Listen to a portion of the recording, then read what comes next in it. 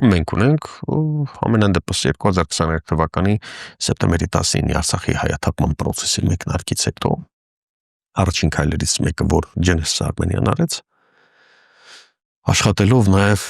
աշխարհի տարբեր անկյուններում եւ հայ եւ օտարազգի միջազգային իրավունքի մասնագետների, կոնֆլիկտաբանների հետ,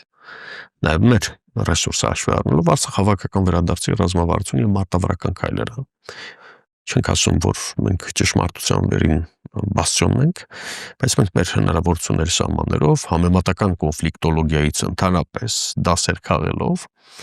եւ լրջորեն գիտական մակարդակով ուսումնասիրելով միջազգային փորձը, մենք գրել ենք այն քայլերը, որ մենք համարում ենք ճիշտ,